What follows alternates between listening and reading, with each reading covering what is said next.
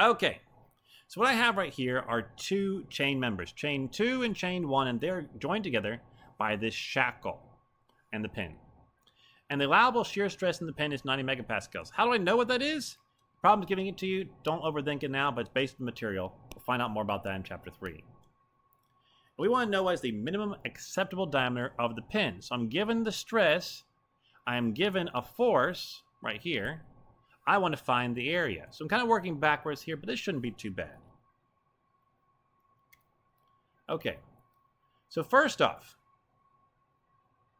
I have this pin. I have a shackle that was attached right here. Something like this. If it cuts, hi-ya, I pull it really quickly. Suddenly, it breaks off the top and the bottom.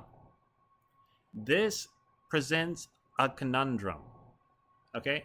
This presents a conundrum. You have to figure out what your area is going to be. Is your area one side or is your area both sides? That is important to know. Is your shear force equal to this, or is your shear force equal to just one of these? That is important to know.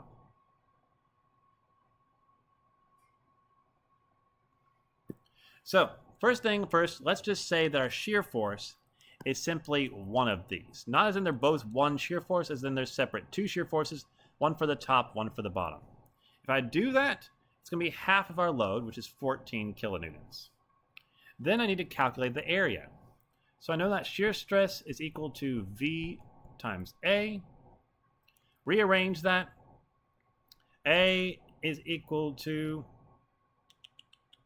V over shear stress. So that's what I have right here.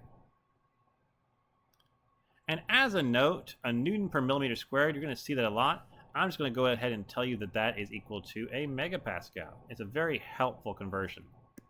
Okay, very helpful conversion. Don't forget that one.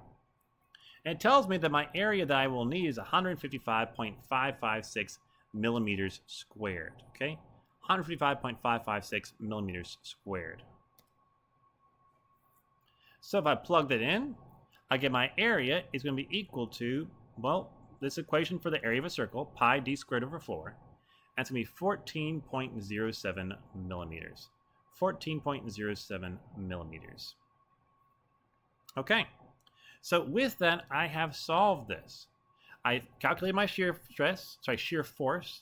I used the known maximum shear stress to calculate the area. And from the area, I was able to get the diameter. So one step at a time, getting us through that.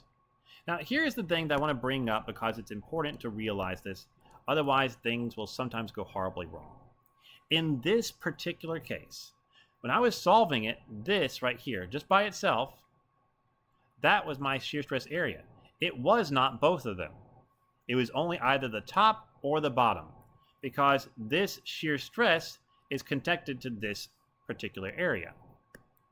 So what would have happened if I had said, okay, well, let's just say my shear force is V, and I did both of the areas?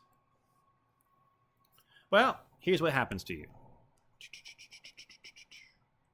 Okay? First off, my force, then my shear stress, my shear force would be equal to 28 kilonewtons. My area, though, would be different. I have to be very, very careful about that.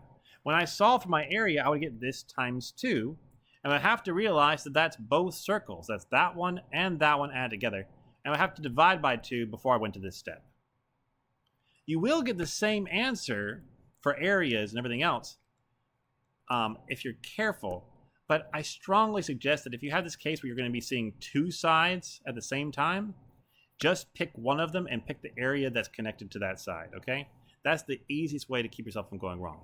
Just use this one right here. Look at that by itself. You'll get the same answers in the end as long as you're careful. Okay, so that's it for this time. We're going to go on to one more type of stress, which is bearing stress, and we'll be done with this section. Thank you all so much. Bye-bye.